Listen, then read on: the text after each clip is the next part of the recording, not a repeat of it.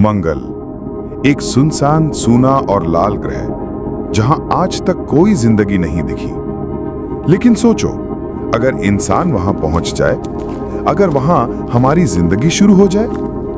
Technology के सहारे हमने वहां कॉलोनी बनाई, घर बनाए, फसलें उगाई और फिर बच्चे भी हुए। लेकिन क्या मंगल हमारा घर बन सकता है, या ये बस एक और तबाही की शुरुआत है? क्योंकि जहां इंसान जाता है वहां संघर्ष, राजनीति और कभी-कभी खतरा भी साथ आता है। और मंगल पर खतरे की शक्ल क्या होगी, शायद हम अभी समझ नहीं पाए हैं। तो आइए इस सफर में चले उस लाल ग्रह की ओर जहां भविष्य लिखा जाएगा या मिट जाएगा।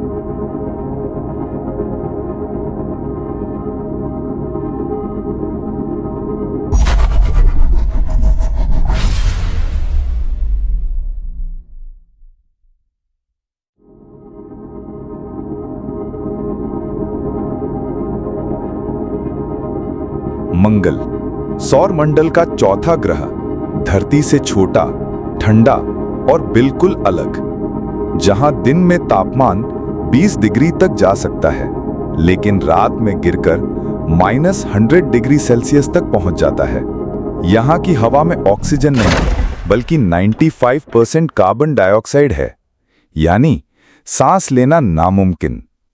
और सबसे बड़ा खतरा, रेडिएशन, क्योंकि यहां कोई मैग्नेटिक फील्ड नहीं जो तुम्हें कॉस्मिक रेज से बचा सके। हर सेकंड, हर कोशिका पर हमला।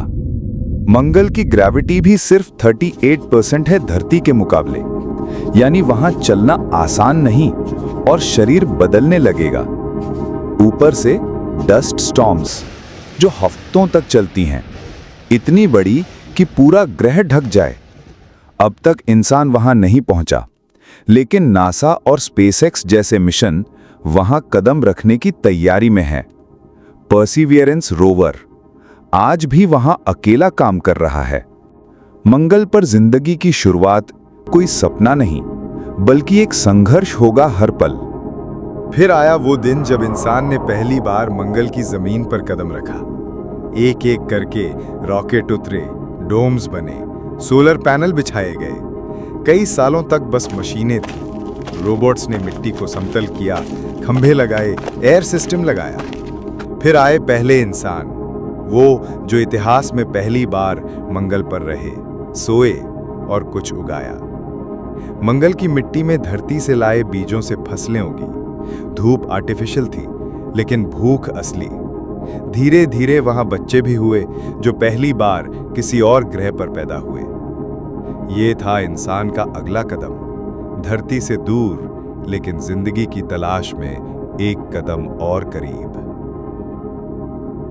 जिंदगी शुरू तो हो गई, लेकिन मंगल ने जल्द ही अपना असली रूप दिखाया। सबसे पहला खतरा, ऑक्सीजन की कमी। हर सांस मशीन पर टिकी की, और अगर कभी सोलर पावर फेल हो जाए तो एक रात ही काफी थी सब खत्म करने को। रेडिएशन इतना ज्यादा कि स्किन पर जलन होने लगी, कैंसर जैसे खतरे बढ़ गए।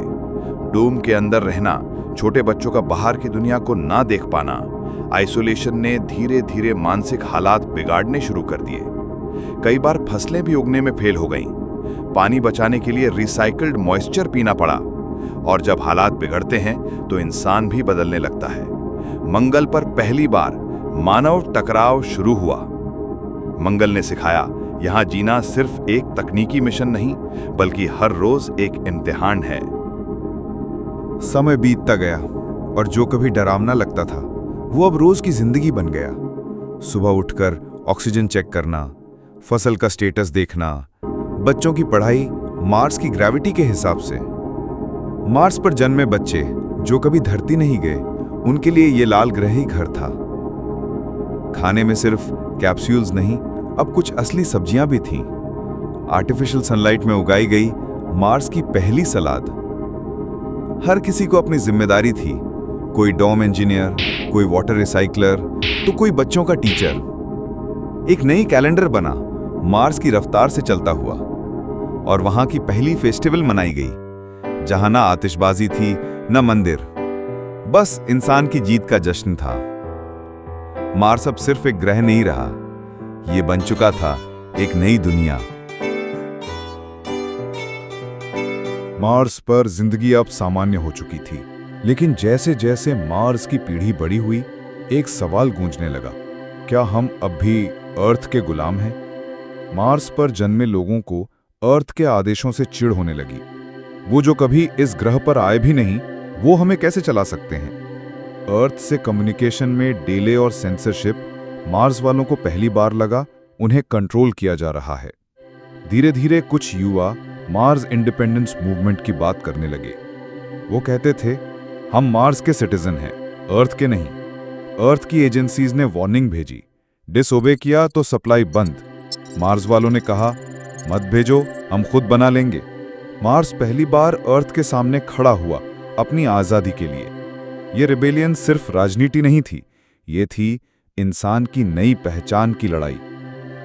हमने अर्थ को बर्बाद किया और मार्स को नया मौका समझा, लेकिन क्या मार्स पर भी हम वही इंसान बने रहेंगे? जहां एक तरफ विज्ञान ने हमें यहां तक पहुंचाया, वहीं हमारी फितरत शायद अब भी वैसी ही है।